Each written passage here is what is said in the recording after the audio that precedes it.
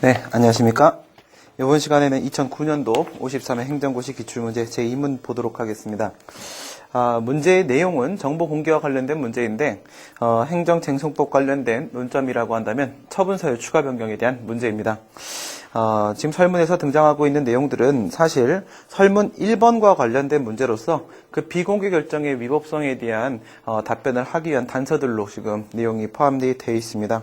그런데 이것은 실제법 문제이기 때문에 여러분들에게 출제될 가능성이 특별히 없다고 해서 설문 1번은 생략을 해놓고 있는데요.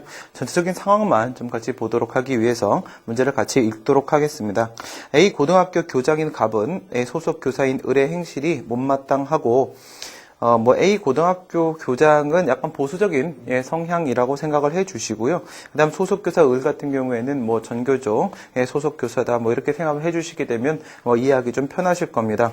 그 소속단체인 교사연구회에 대해서 반감을 가지고 있었던 중에 을이 신청한 예를 들어서 을이 학교 내에서 학생들한테 통일 교육을 하기 위해서 공간을 빌려달라 이렇게 얘기를 했다 생각해 주시면 되겠고요. A 학교 시설의 개방 및 그 이용을 신청을 했는데 이것을 거부를 하였습니다. 그러자 평소 갑의 학교 운영에 불만을 품고 있던 을이, 교사가 을이죠. 학교장 갑의 업무 추진비 세부 항목별 집행 내용 및 그에 대한 증빙 서류에 대해서 정보 공개 청구를 하였습니다. 이 문제 비공개 결정의 위법성에 대한 답변까지 여러분들이 하실 거라고 한다면 이렇게 되면 과연 A 고등학교는 사립학교가 아닐까? 그러면 사립학교도 정보공개법상의 정보공개 의무를 부담하는 공공기관이 맞을까? 이런 생각들도 하실 수 있을 텐데요. 그 같은 문제는 전부 다 설문 1번 문제이기 때문에 여러분들은 특별히 걱정하지 않으셔도 되겠습니다. 그냥 여기서는 A 고등학교 교장은 행정청이다 여러분 생각하시고 그리고 문제 풀어주시면 되겠고요. 이에 갑에 청구된 정보의 내용 중에는 개인의 사생활 및 사생활의 비밀 또는 자유를 침해할 우려가 있는 정보가 포함되어 있다는 것을 이유로 상식적으로 생각을 해주세요. 정보 공개에 대한 내용을 여러분들이 자세히 다 아실 필요는 없겠지만은 여기서 지금 개인의 사생활의 비밀과 자유가 침해된다는 것은 A 고등학교 교장 자신의 사생활의 비밀, 자유 침해에 대한 문제를 거론한 것은 아니고요. A 고등학교 교장이 같이 밥 먹고 술 먹고 차 마시고 했던 그 상대방으로서의 개인의 사생활과 비밀, 자유 침해에 대한 우려가 있다라고 이렇게 주장을 한 겁니다. 이 같은 내용은 정보공개법 제9조 1항 단서 제6호에 있는 비공개 대상 정보에 포함이 되기 때문에 이런 식의 비공개 대상 정보여서 그래서 공개를 할 수가 없다라고 얘기를 합니다. 설문 1번과 관련된 문제이긴 하지만은 정말로 이것이 정보공개법 9조 1항 단서 제6호에 있는 비공개 대상 정보라고 하기 위해서는요. A 고등학교 교장이 왜 그렇게 볼 수 있는지에 대한 구체적 근거를 제시를 해야 되는데요. 지금은 개괄적 사유만을 이렇게 그냥 사생활의 비밀 자유 침해할 수도 있잖아. 이런 식으로 얘기하는 것은 비공개 결정에 정당한 사유가 될 수 없다는 게 판례 입장입니다. 개괄적 사유만 가지고서는 비공개 결정의 정당성을 주장할 수 없다. 그것만 갖고 봐도 이건 바로 위법한 비공개 결정이다라고 볼 수 있어요. 6단계에 거쳐서 비공개 결정의 위법성을 검토하는 기준이 있긴 있습니다. 근데 여러분들이 풀 문제는 아니니까. 정보가 포함되어 있다는 이유로 의뢰 청구에 대해서 비공개 결정을 했는데요. 설문 2번을 보시게 되면 갑의 비공개 결정에 대해서 을이 취소를 제기하여 다투던 중에 여러분들 항상 이렇게 생각을 해주세요. 우선 취소를 이미 제기했다라고 하게 되면 그것은 하자의 치유 문제가 아니라 처분사유 추가 변경에 대한 문제다 이렇게 생각해 주시면 됩니다.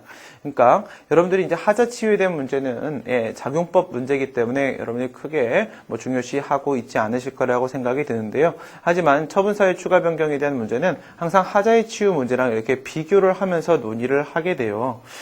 하자 치유 중에 특히나 뭐랑 비교를 하겠습니까? 하자 치유에 대한 법리랑 그다음 처분사유 추가 변경에 대한 법리를 이렇게 비교해 보시게 되면 그 논의 구조 자체가 거의 흡사합니다. 이렇게 해서 또 비교가 되기도 하지만 또한 처분사유 추가 변경이라는 것은요. 여기서부터 시작되는 문제이기 때문에 또 하자 치유에 대한 문제랑 비교될 수도 있습니다. 처분사유 추가 변경은 행정절차법 제23조에 근거해서 처분을 할 때는 왜 그와 같은 처분을 하는지에 대한 이유를 제시하도록 되어 있는데요. 그 처분의 이유를 제시하는 게 바로 처분 사유고 그래서 처분 시점에는 이유 제시가 잘못되어 있는 거잖아요. 근데 그 이유 제시에 절차상 문제인 것인가 아니면 이유 제시의 내용상 문제인 것인가 이에 따라서 이유 제시의 절차상 문제라고 본다면 그것은 하자의 치유에 대한 문제로 연결될 것이고요. 그것이 아니라 그 이유 제시의 내용에 문제가 있는 것이었다고 한다면 이것은 처분사의 추가 변경에 대한 문제로 이렇게 연결될 수 있어요. 이유 제시의 문제가 결부된다는 점에서 또한 하자 치유와 연관지어서 논의를 하기도 합니다. 그 다음에 뒤에 보시게 되면 취소송이라는 얘기가 나오게 되는데요. 하자의 치유는 취소송을 제기하기 전 단계예요. 전 단계이기 때문에 아직까지 다툼이 발생하지 않은 상태에서 논의하면 하자 치유 문제고요. 그 다음 이미 다툼이 발생했다 이러면 처분사유 추가 변경 문제예요.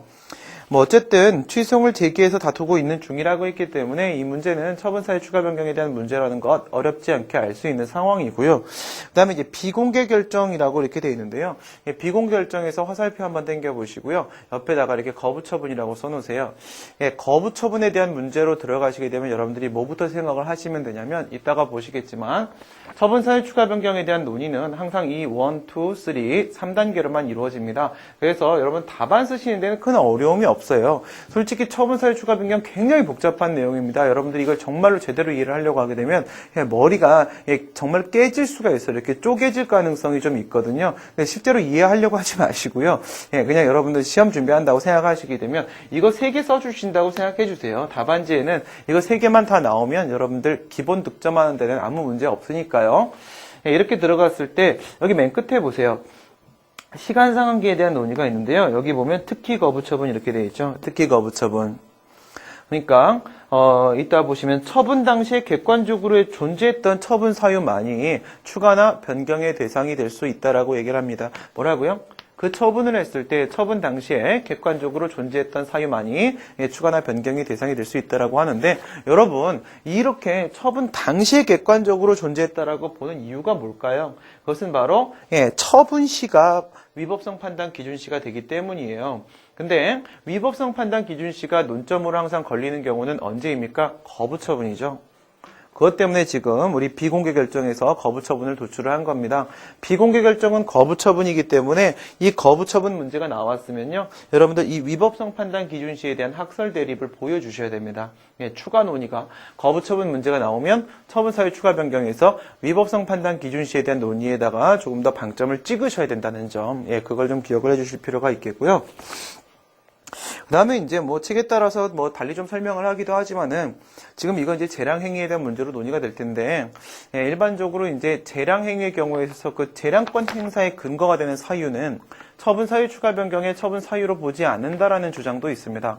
하지만 거부 처분의 경우에 있어서는요, 그것을 재량권 행사하는 근거도 역시 처분사유 추가 변경의 처분 사유로 보기 때문에 거부 처분에 대한 문제가 나오게 되면요, 자유롭게 처분사유 추가 변경 논의하셔도 되고요. 다만 추가적으로 위법성 판단 기준시 논의가 좀 더 추가돼야 된다는 점, 이걸 기억을 해주시면 돼요. 나머진 자유로워지고 그다음 위법성 판단 기준시는 하나 더 써줘야 된다. 거부 처분 문제. 갑은 위사유 이외에 이외라고 되어 있는데요. 여기다 이렇게 써놓으세요. 이외에 동그라미 치시고 화살표 당겨갖고요. 처분사유 추가입니까? 변경입니까? 추가예요. 추가. 그죠? 기존의 처분사유 받고 그 다음에 하나 더 보탭니다. 그래서 이거는 추가에 대한 문제로서 논의를 하고 있고요. 학교장의 업무 추진비에 관한 정보를 공개하게 되면 이것은 법인단체, 그러니까 학교의 경영상 비밀이 포함되어 있기 때문에 또한 공개할 수 없다라고 하면 또한이에요. 추가되어 있습니다. 비공개 사유로 추가를 하려고 합니다. 추가 동그라미 치시고요. 그게 바로 위에는 이외 때문이고요. 그 허용 여부에 대해서 검토하시오라고 했는데요. 에이, 끝난 거예요, 사실. 그쵸? 왜 끝난 거예요? 앞에서 개인의 사생활의 비밀과 자유 침해에 대한 문제하고요. 그 다음에 법인 단체의 경영상 비밀 침해에 대한 문제하고 양쪽에 공통성이 있는지 보세요. 공통성이 있다 없다라는 문제는 바로 뭐냐면 잘 알고 계신 대로 기본적 사실관계의 동일성이 인정되냐 안 되냐라는 문제예요. 공통성이 없죠, 전혀. 그렇기 때문에 이런 식의 처분사유 추가는 허용될 수 없어요. 결론 너무 단순한데요. 그냥 전체적인 내용 흐름 한번 보도록 하겠습니다. 먼저 처분사유 추가 변경에 대한 논의는 취소를 제기했을 때 우리가 다루고 있기 때문에 우선 처분인지 아닌지부터 살짝 검토 한번 해보도록 할게요. 정보공개 결정에 대한 논의를 합니다. 그런데 지금 문제가 되고 있는 처분은 무슨 처분이죠? 거부 처분입니다. 그래서 정보 비공개 결정에 대한 문제 1로 들어올 건데 이걸 검토하기 위해서는 얘가 필요하고요. 얘가 이렇게 내려와 줘야 되기 때문에 얘부터 검토하도록 하겠습니다. 정보 공개 결정을 하게 되면 공공기관이 지금 같은 경우에는 A 고등학교 교장갑이죠. 예, 공공기관이 이와 같이 정보 공개 결정을 하게 되면요. 그 정보 공개를 한 정보 공개 청구인 있죠? 지금은 누구예요? 예, 소속교사 을입니다. 을의 정보공개 청구권을 실현시켜 줄 수 있기 때문에 이 정보공개 청구권이 뭔지가 궁금해지기 시작합니다. 정보공개 청구권이라는 것은 헌법 제21조의 표현의 자유로부터 도출되는 직접적 구체적 이익으로서의 구체적 권리라고 보는 것이 바로 헌재 판례 입장입니다. 그렇기 때문에 구체적 권리를 실현시킨다는 점에 있어서 권리 의무에 영향을 미치고 있고 따라서 그 행정처분성 인정시킬 수 있겠습니다. 다음 예, 정보공개법 제3조하고 정보공개법 제9조 1항 본문에 따르게 되면은 정보공개 청구가 있을 때 공공기관은 의무적으로 정보공개를 해야 된다는 기속 의무 규정을 두고 있습니다. 그렇기 때문에 원칙적으로 기속행위가 정보공개 결정은 기속행위다라고 봄에도 불구하고 그 공개 청구 대상 정보 그러니까 정보공개 청구를 했던 그 정보가 있겠죠. 그 정보가 만약에 비공개 대상 정보라고 한다면 이 비공개 대상 정보는 어디에 있냐면요. 정보공개법 9조 1항 단서에 있습니다. 예, 단서에 있는 비공개 대상 정보인 경우에 있어서는요. 9조 1항 단서에서 뭐라고 하고 있냐면 공개하지 아니할 수 있다라고 규정을 두고 있기 때문에 가능 규정을 근거로 재량행위라고 볼 수 있습니다. 다음 밑에 있는 예, 비공개 결정으로 한번 들어가 보시게 되면요. 여기 2번이 없네요. 예, 2번에 있어서 기속행위 재량행위 이 부분을 보도록 할게요. 기속행위 재량행위 예, 정보 비공개 결정은 정보공개 청구에 대한 거부를 의미하는 것이기 때문에 그 거부행위의 처분성, 행정처분성 문제가 생길 수 있고요. 여기서 정보공개 결정에 대한 거부, 이때 위에서 뭐라고 했어요? 정보공개 결정은 처분이다. 그렇다면 이것은 처분에 대한 거부가 됐습니다. 그 다음 두 번째 신청권이 인정되어야지만 그 거부의 처분성이 인정될 수 있을 텐데요.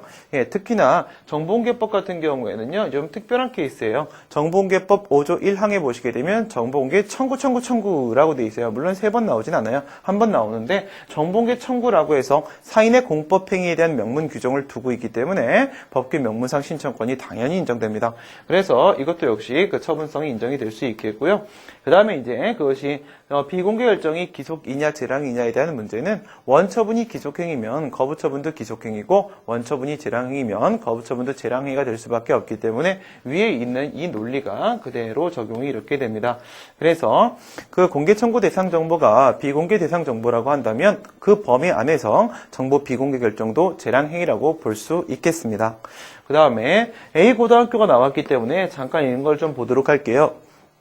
바로 정보공개법으로 들어가는 것이 아니라요. 예, 교육기관 정보공개법이라고 해서 예, 특별법이 있어요. 여러분 답안지 1페이지 한번 잠깐 봐보시게 되면요.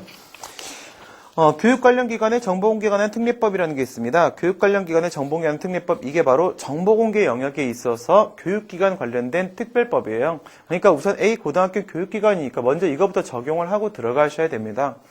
그런데 여기에는 이제 교육기관 정보공개법에 따르게 되면요. 비공개 결정의 위법성을 판단할 수 있는, 즉 비공개 대상 정보 같은 규정이 없어요. 예, 그건 정보공개법 구조에만 있단 말이에요. 그래서 내려갑니다.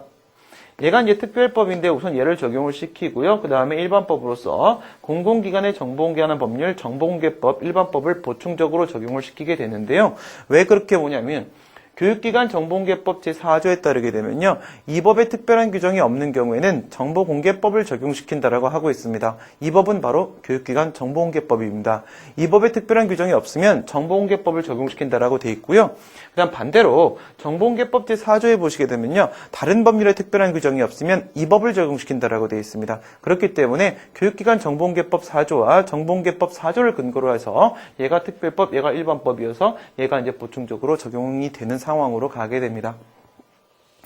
그 다음에 이제 여기서 이제 처분사유 추가 변경으로 이제 본격적으로 이렇게 들어가세요. 이렇게 들어가시게 되면 지금 이제 설문에서 뭐라고 했냐면 정보공개법 9조 1항 제6호와 7호에 근거해서 처음에는 비공개 결정을 한 이유가 개인의 사생활의 비밀, 자유 침해가 존재할 수 있기 때문에 그래서 정보를 공개할 수 없다라고 비공개 결정을 했습니다.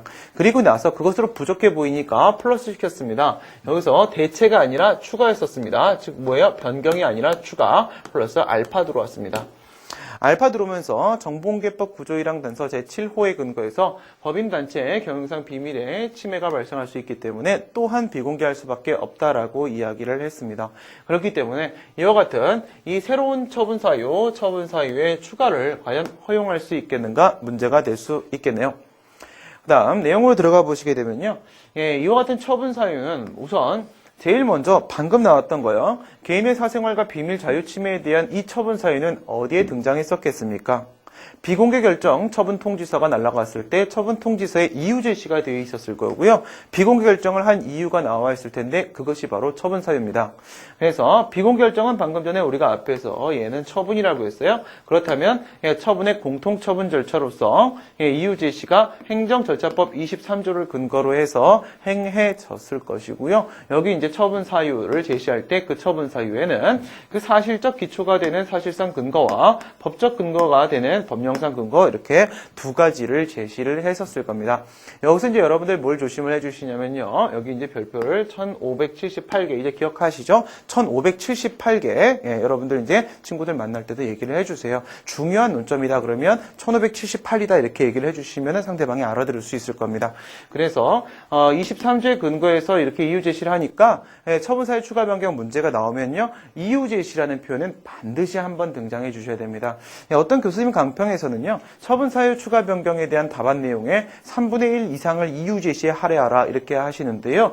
참 이유를 그 이유 제시를 3분의 1 이상 그만큼 비중을 둬야 되는 이유를 제시하지 않으셨기 때문에 저는 그걸 받아들일 수 없습니다. 그래서 이거는 한 두세 줄 정도 나와주시면 될 것 같아요. 그 다음에 이 다음에 나와 있는 내용 같은 경우에는요. 첫 번째 이 사실상 근거와 관련된 게 1로 들어왔고요. 법령상 근거와 관련된 게 1로 이렇게 들어왔는데요. 지금부터 말씀드리는 부분은요. 심화학습에 대한 부분이기 때문에 공부가 덜 되신 분들 같은 경우에는요. 머리가 복잡해질 수 있으니까 잠시 눈을 감아주시면 되겠습니다. 그러면 여기서 사실상 근거 부분에 있어서의 처분 사유를 추가 변경하는 상황 그 다음 이제 두 번째 법령상 근거로서의 처분 사유를 둘 다 처분 사유죠. 추가나 변경하는 상황을 한번 보도록 하겠습니다. 우선 여러분들 이제 두 가지 상황을 머릿속으로 비교를 하도록 합니다. 처분사유 추가 변경은 하자의 치유와 비교를 해서 논의한다고 했고요. 양쪽 모두 뭐냐면 행정경제, 소송경제 효율성이라는 측면에서 논의되는 두 친구가 하자의 치유와 처분사유 추가 변경이라는 친구들입니다.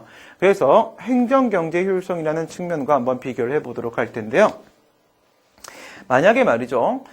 처음에 청문을 실시하지 않아서 절차상 하자가 인정이 됐습니다. 근데 그 처분 시점 1.3초 뒤에 청문을 실시를 한 것이죠. 그렇다면 처분 이후에 행해진 청문이기 때문에 이것은 뭐가 됩니까? 사후 충족 행위가 되겠습니다. 이와 같은 사후적 요인을 근거로 해서 하자의 치유를 인정시킬 수 있겠는가 이런 문제가 생길 수 있는데요. 만약에 하자의 치유를 인정시키지 않고 절차상 하자를 인정을 시켜서 그래서 위법한 처분이네 해서 취소 판결의 대상으로 삼았다고 생각해 보겠습니다. 그러면 방금 전에 사후 충족 행위로서 청문을 실시했는데 그것이 고려되지 못했던 것이죠. 그러면 취소 판결 이후에 다시 재처분을 하면서 행정청은 자기가 청문을 실시하지 않았던 것이 문제라는 점을 알게 됐죠. 알았으니까 사후 충족 행위도 했었던 거 아니겠습니까? 그러니까 얘는 이제 알아요. 자기가 뭐를 잘못했는지. 그래서 이번에는 위법 사유 시정하고 동일한 처분을 하게 될 겁니다. 이때 위법 사유를 시정한다는 것은 뭐예요? 처음에 처분할 때는 청문 실시 안 해서 미안했어. 이번에는 꼭 청문을 실시할 것이야. 라고 하면서 청문을 실시하고 나서 똑같은 처분을 하겠죠? 여러분들 그러면 판결의 효력으로서 기속력을 생각해 보도록 합니다. 위법 사유 시정한 동일한 처분을 하게 되면 그것은 기속력에 반합니까? 만약에 동일한 처분이 기속력에 반한다라고 한다면 그것은 판례에 따랐을 때 위법 무효가 되어버릴 겁니다. 하지만 이런 경우에 있어서는요. 위법 사유 시정한 동일한 처분의 경우에 있어서는 동일한 처분, 여러분들 반복금지어 위반 요건으로 접근해 보셔도 되고요. 기속력의 적용 범위로 접근해 보셔도 되고요. 어디로 접근을 한다고 하더라도 기속력 위반이 아니죠. 그렇습니다. 그러다 보니 행정경제의 효율성에 대한 문제가 생긴다는 겁니다. 만약에 처음에 하자 치유를 인정을 시켜서 취소 판결을 하지 않고 기각 판결을 했다라고 한다면요. 그럼 그 처분은 그대로 유지됐겠죠? 근데 취소 판결을 한 경우에도 위법 사유 시정하고 다시 그 처분을 하니까 그 처분이 또 살아남았죠? 예, 결과가 똑같아요. 그런데 하자 치유를 인정하면 처분은 한 번만 등장해요. 하자 치유를 인정하지 않고 취소 판결 이후에 위법 사유 시정하고 동일한 처분을 하게 되면 처분이 두 번 등장하게 되죠. 불필요하게 한 번 더 했네요. 행정경제의 효율성 문제가 생길 수 있습니다. 하자 치유도 행정경제의 효율성과 관련돼서 이렇게 논의를 하게 되는데요. 처분 사유 추가 변경도 마찬가지입니다. 만약에 처분 사유 추가 변경은 사실 적법한 처분도 위법한 처분도 모두를 대상으로 하는데요. 특히 위법한 처분에 있어서 처분 사유 추가 변경의 의미가 있으니까 위법한 처분을 한번 전제를 해보도록 하겠습니다. 처음에 제시했던 처분 사유에 따르게 되면 그 처분은 위법하다고 생각을 해보세요. 그런데 추가나 변경하려고 하고 있는 그 처분 사유에 근거하게 되면 새로운 처분 사유에 근거하게 되면 그 처분은 적법해진다고 생각을 해보도록 하겠습니다. 취소용 도중에 피고행정청이 주장을 합니다. 새로운 처분 사유를 주장을 합니다. 그런데 법원이 아까 하자 치유를 인정하지 않았던 것처럼 처분 사유 추가 변경을 허용하지 않고 기존에 위법했던 처분을 그냥 보고 취소 판결을 한다라고 생각해 보세요. 이때 취소 판결 이후에 다시 재처분을 하면서 그 추가나 변경을 주장했던 사유 있지 않겠습니까? 그 추가 변경 주장했던 사유를 근거로 다시 동일한 처분을 한다면 그럼 그 처분은 기속력에 위반되겠습니까? 안 되겠습니까?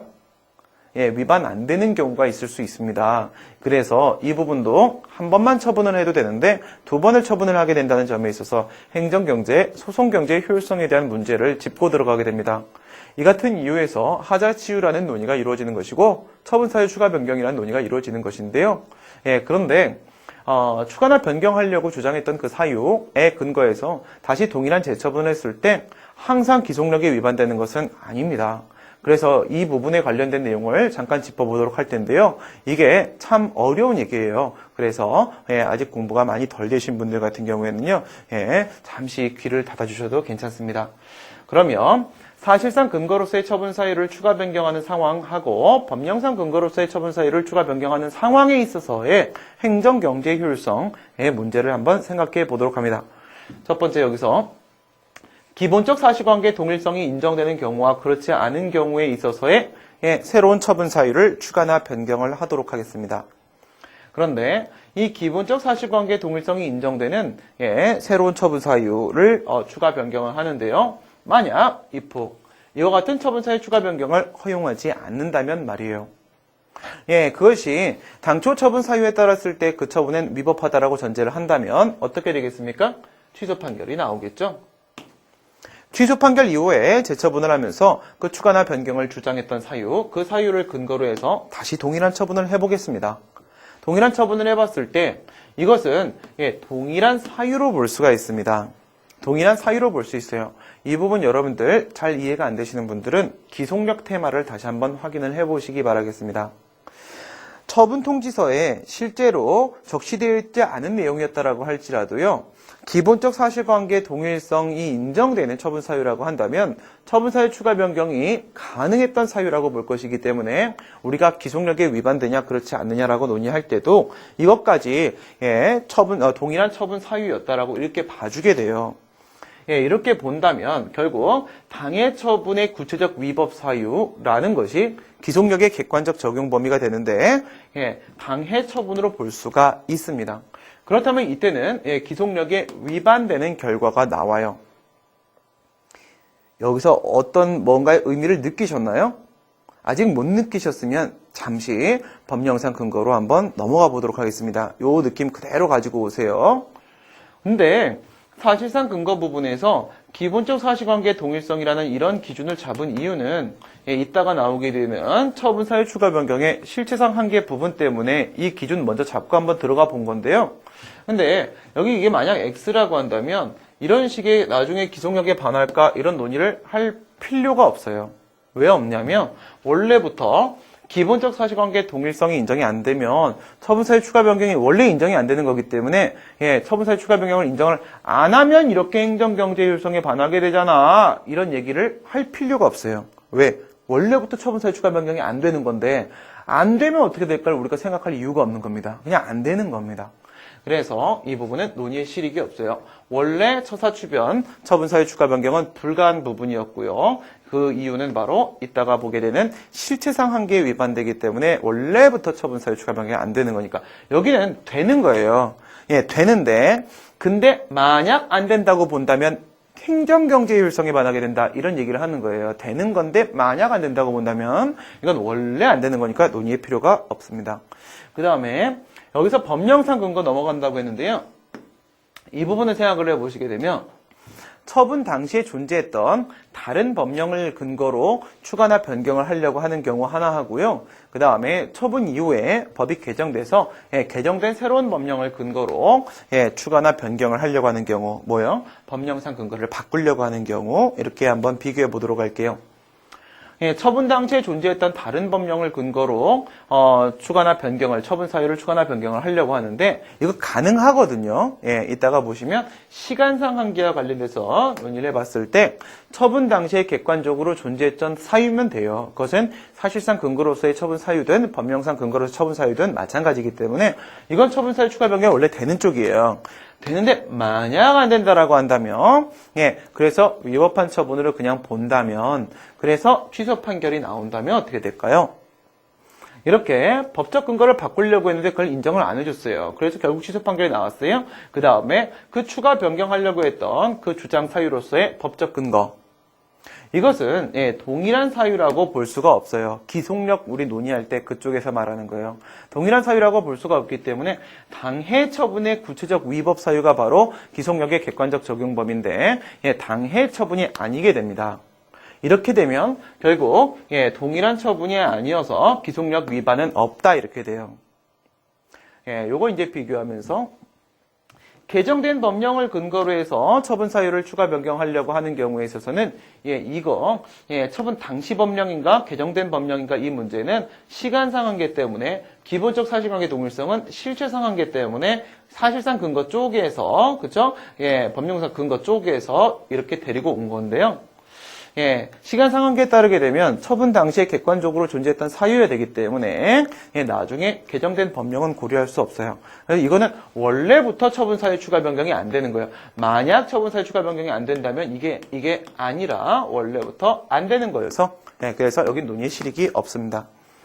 근데 이걸 우리가 논의하러 들어오기 전에 제가 뭘 했었냐면 여기 요 자리에 딱 서서 그런 말씀을 드렸어요. 하자의 치유의 경우에 있어서는 위법사유 시정한 동일한 처분이 기속력에 반하지 않기 때문에 그 다음에 처분사유 추가 변경에 있어서는요. 얘는 어떻게 해요?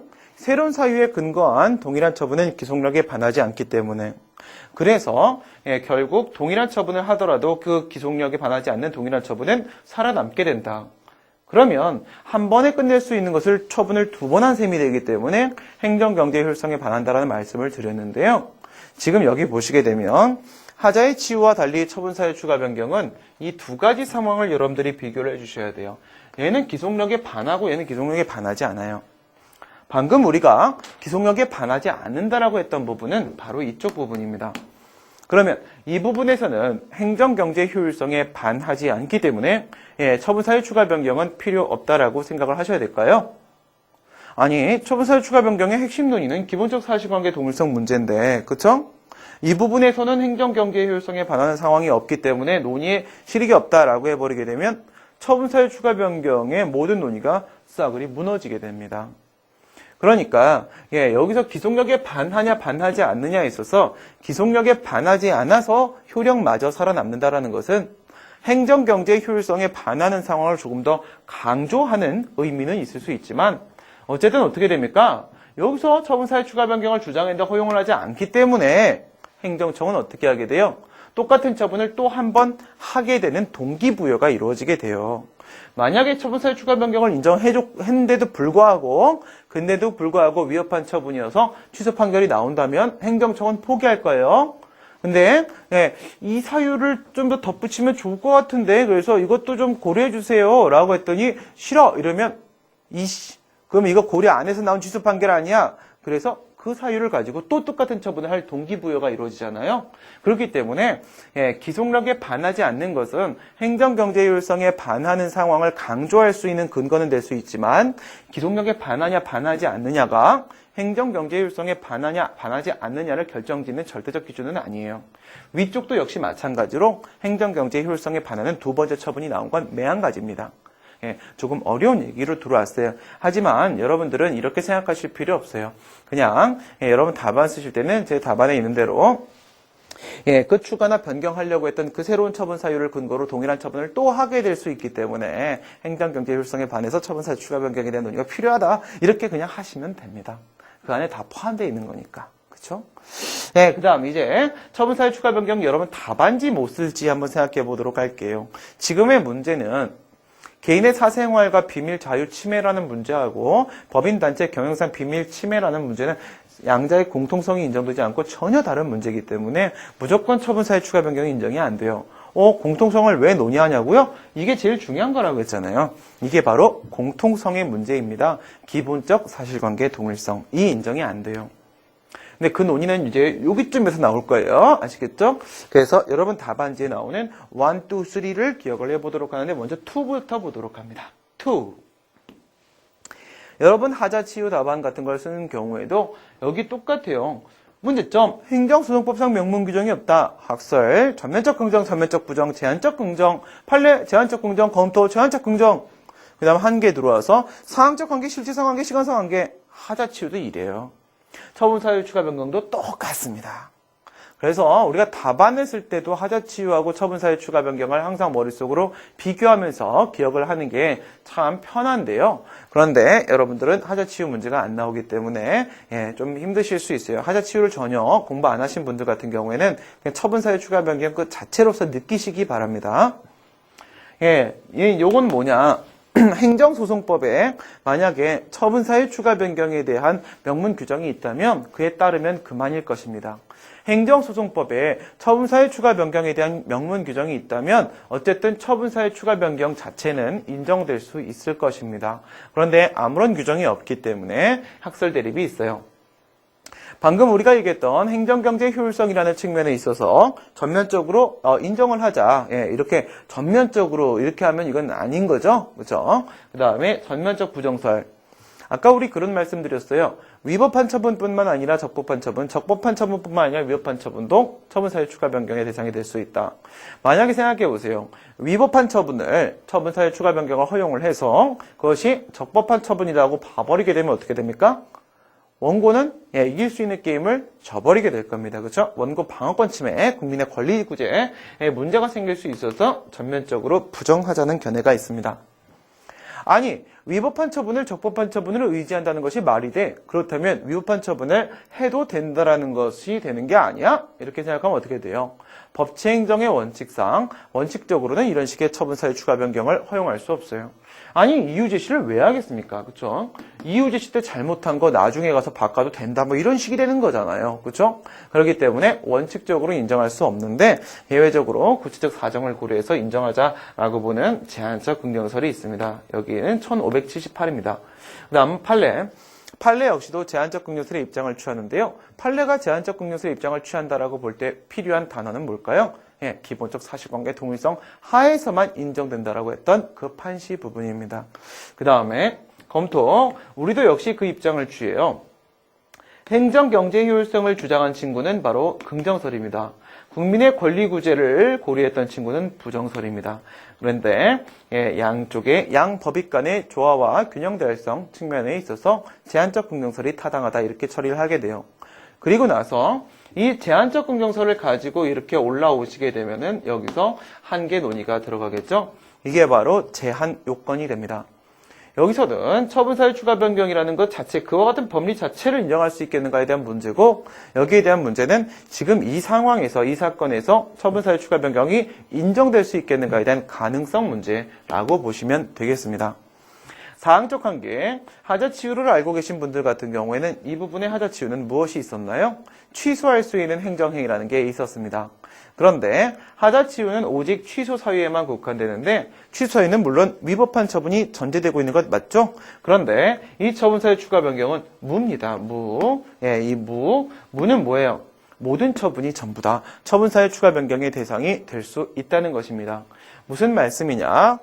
적법한 처분도 마찬가지고 위법한 처분도 마찬가지고 엄연히 적법한 처분인데 피고행정청이 불안해서 처분 사유를 추가나 변경해서 적법하다는 것을 조금 더 강화시키고 싶을 때도 있을 수 있어요.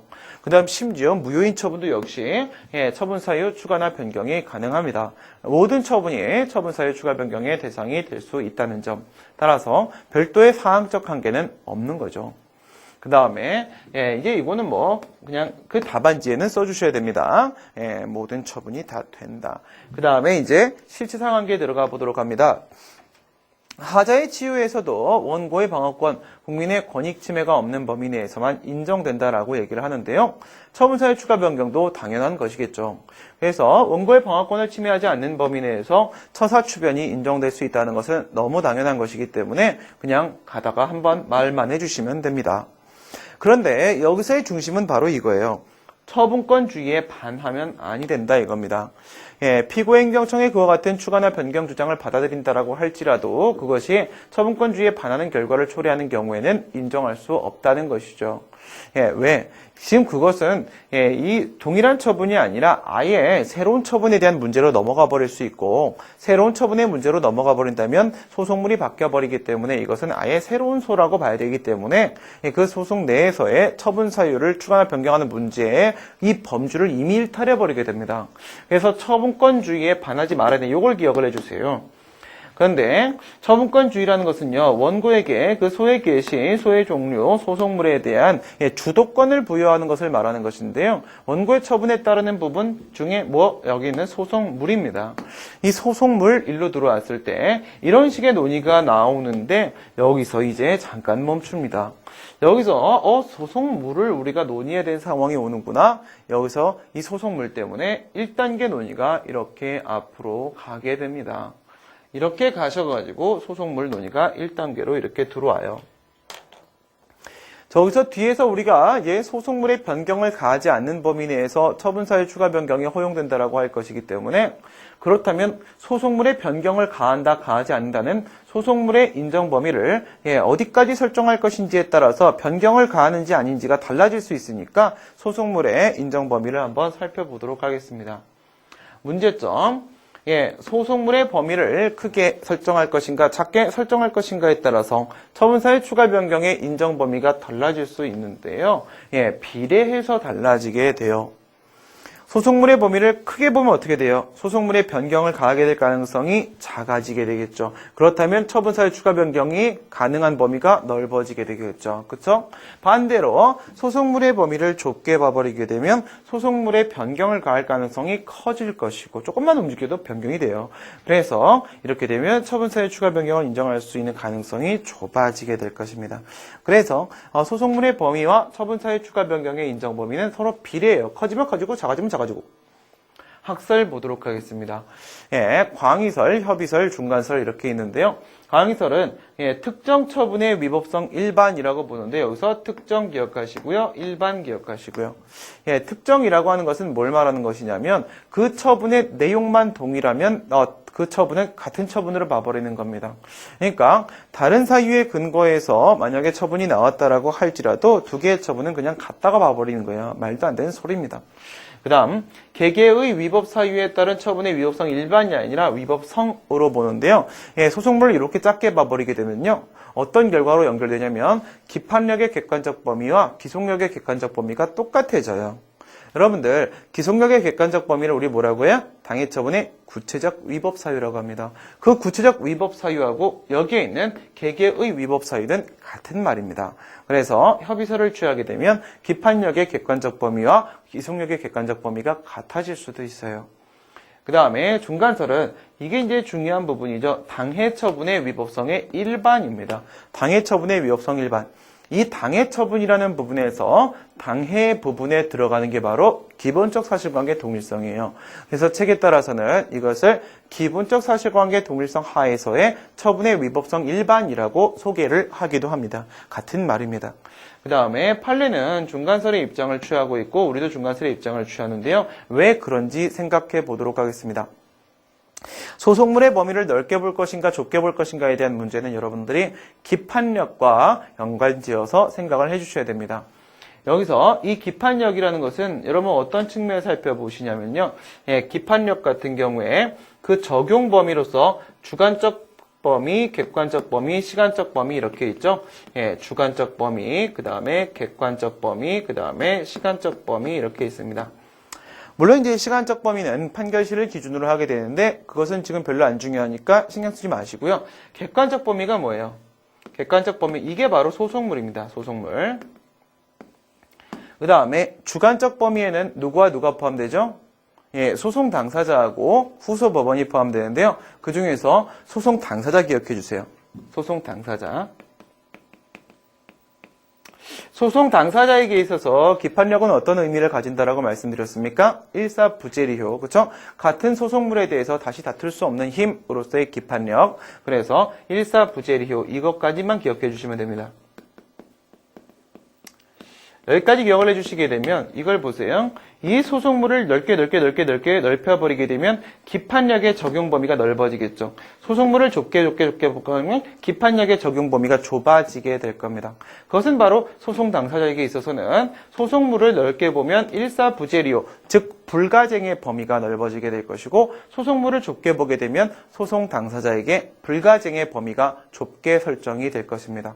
그렇게 비교를 해보시게 되면은 만약에 소속물을 아주 크게 봤을 때 이거예요, 방위설. 작게 봤을 때 이거예요, 협의설. 이거 두 개를 비교를 해보시게 되면은 소속물을 넓게 봐버리게 되면요, 불가쟁의 범위가 넓어지니까 다툼은 한 번에 다 끝날 수 있어요. 그래서 분쟁의 일회적 해결이라는 소송경제 효율성 측면의 장점을 우리가 생각해 볼 수 있겠지만은 불가쟁의 범위가 넓어지게 되면은 원고의 방어권 침해로 연결될 수 있는 가능성도 있기 때문에 이 부분에서 단점을 우리가 생각해 볼 수 있습니다. 그 다음 소속물을 아주 좁게 봐버리게 되면은 비례원칙 위반이에요. 아닌데 기각되면 그러면 자기구속원칙 위반일지도 하면서 소송을 제기할 수 있어요. 그렇죠? 이렇게 되면 국민의 권리구제 측면에서는 유익할 수 있을지 모르겠지만 하지만 계속적 분쟁을 초래하게 된다는 점에서 소송경제 효율성에서는요 단점을 발견하게 됩니다. 그래서 양쪽에 있어서의 또한 양쪽은 예와 예죠. 예와 예죠. 있어서의 조화 균형 달성. 그래서 중간설의 입장이 타당하다 이렇게 오게 돼요. 그럼 중간설은 예였죠. 그래서 중간설 데리고 들어옵니다. 당해 처분의 위법성 일반. 이 당해 처분은 바로 기본적 사실관계 동일성 하에서의 처분의 위법성 일반이라고 했죠. 얘를 데리고 다시 이쪽으로 돌아오시면 됩니다. 이렇게 돌아왔을 때 처분사유 추가 변경은 처분권주의에 반하면 안 된다라고 했고 처분권주의 내용에는 1, 2, 3가 있었고 그 중에 3가 중요하다고 했고 그 다음에 소속물은 기본적 사실관계 동일성, 당해 처분의 위법성 일반이라고 했는데요. 우선 처분의 동일성이 인정돼야 됩니다. 만약에 당해 처분의 위법성 일반이라고 했을 때 이 당해 처분이 아니게 돼버리면 즉 처분의 동일성이 인정이 안 돼버리게 되면 소속물이 바뀌는 거죠. 이렇게 생각해봐요. A 처분의 위법성 일반, B 처분의 위법성 일반 이렇게 보면 이것은 A라는 소속물과 B라는 소속물의 문제이기 때문에 소속물이 바뀌어버리는 게 돼요. 그렇다면 처분의 동일성은 무엇과 무엇을 기준으로 판단을 하게 되냐면 처분의 내용의 동일성과 그 다음에 처분의 사유의 동일성 두 가지로 구성이 됩니다. 처분의 내용의 동일성은 이렇게 생각하시면 돼요. 여러분 철거명령 처분과 영업허가 처분은 처분의 내용이 동일한가요? 다르죠. 그렇죠? 그 처분의 내용적 구속력, 상대방에게 미치는 내용이 달라요. 그렇죠? 그런 게 처분의 내용의 동일성이에요. 이게 달라질 가능성은 전혀 없겠죠. 그렇죠? 같은 처분의 그 효력을 유지하기 위해서 처분사의 추가 변경을 지금 주장을 하고 있는 거 아닙니까? 따라서 처분의 내용의 동일성, 같은 내용의 처분의 유지를 목적으로 추가 변경 주장하고 있는 것이기 때문에 이게 바뀔 가능성은 전혀 없어요. 그렇다면 문제가 되는 것은 바로 처분 사유의 동일성 이 부분입니다. 그래서 이 처분 사유의 동일성은 사실상 근거로서의 처분 사유하고 법령상 근거로서의 처분 사유하고 두 가지 측면을 살펴볼 수 있는데요. 이것은 바로 뭐냐면 우리 방금 전에 얘기했던 이와 같은 처분 사유를 추가나 변경하는 것이 소속물의 변경을 가하는지 아닌지를 기준으로 판단해 주시면 됩니다. 이때 소속물이 뭐였습니까? 기본적 사실관계 동일성 하에서의 처분의 위법성 일반이었어요. 이때 기본적 사실관계의 동일성 이 부분은 사실상 근거로서의 처분 사유와 관련돼서 논의되는 것이고요. 위법성 1반에서 그 1반 있지 않습니까? 1반, 2반, 3반 할 때 그 1반, 그 1반은 바로 법령상 근거로서의 처분 사유 쪽과 관련해서 논의를 하는 겁니다. 장난이었습니다. 그래서 사실상 근거 이 부분은 뭐랑 관련돼서 기본적 사실관계 동일성 이거에 의해서 제한을 받게 되겠고요. 그 다음에 법령상 근거로서의 처분의 위법성 1반 이건 어떻게 봐요? 위법성 1반이라고 했기 때문에 그쵸? 1반에는 67명의 학생이 있으니까 선생님의 손바닥 안에 있습니다. 부처님 손바닥 안에서 노는 거니까 법적 근거는 막 바꿔도 상관없어요. 그래서 무제한적으로 가능합니다. 왜? 소속물을 위법성 1반으로 봤으니까요. 실체상 한계와 관련돼서 지금 여러분들이 이것을 확인하실 수 있었습니다. 사실상 근거로서의 처분 사유는 일정한 제한을 받게 되며 법령상 근거로서의 처분 사유는 무제한적 추가 변경이 가능하다는 것을 확인했고요. 이때 사실상 근거 쪽의 제한 사유는 바로 기본적 사실관계 동일성이라는 것이었고 이게 처분 사유 추가 변경의 핵심적인 내용입니다. 그 다음에 시간상한계 부분으로 넘어가 보도록 하겠습니다. 넘어가 보시게 되면 추가 변경이 가능한지에 대한 판단 시점은 당연히 판결 시에 가능하겠죠. 이것은 한계도 중요하지 않습니다. 그러니까 이건 한계만 써주시면 되겠고요. 그 다음에 이 처분 사유 지금 추가 변경하려고 하고 있는 그 처분 사유가 언제적에 있었던 친구여야 되는 것인지 그 존재 시점이 문제가 될 수 있습니다. 이 존재 시점은 무엇을 기준으로 보는 것이냐면 처분의 위법성 판단 기준시가 언제인가예요. 만약 처분의 위법성 판단 기준시를 판결시로 보시게 되면 판결시 전까지만 존재했던 사유라고 한다면 전부 다 주장해도 되는 것이 됩니다. 그런데 우리는 위법성 판단 기준시를 처분시로 보기 때문에 처분시 기준으로 보시면 되겠어요. 그래서 처음부터 말씀드렸던 추가 변경을 할 때 그 처분 사유는 처분 당시에 객관적으로 존재했던 사유여야만 한다라고 말씀을 드렸던 겁니다. 특히나 이것은 위법성 판단 기준시와 관련된 문제이기 때문에 거부 처분의 문제가 출제가 되었을 때는 여러분들이 조심하셔야 되고요. 위법성 판단 기준시 관련된 학설과 판례를 소개를 해주셔야 됩니다. 그런데 여기에 있는 이 내용은 과연 무엇일까요? 여기에 사실상 근거와 법령상 근거 모두 적용이라고 돼 있어요. 여기 있는 실체상 한계하고 시간상 한계하고 여러분 비교해 보도록 합니다. 사실상 근거로서의 처분 사유의 추가 변경은요. 실체상 한계 쪽에서도 제한이 있었습니까? 있었습니다. 시간상 한계 쪽에도 제한이 있습니까? 처분 당시에만 객관적으로 존재되는 제한이 있었습니다. 그래서 사실상 근거 쪽에서는요. 실체상 한계와 시간상 한계 양쪽의 제한을 받고요. 법령상 근거로서의 처분 사유를 추가나 변경할 때는 실체상 한계 쪽에는 특별한 제한이 없었습니다. 그런데 법령상 근거라고 할지라도 시간상 한계의 제한은 피할 수 없습니다. 그것이 바로 우리 아까 전에 얘기했던 개정된 법령 이런 것은 원래부터 추가 변경 대상이 될 수 없다라고 말씀드렸던 이유였습니다. 지금까지 처분 사유 추가 변경에 대한 내용을 전반적으로 판서를 통해서 확인을 해봤고요.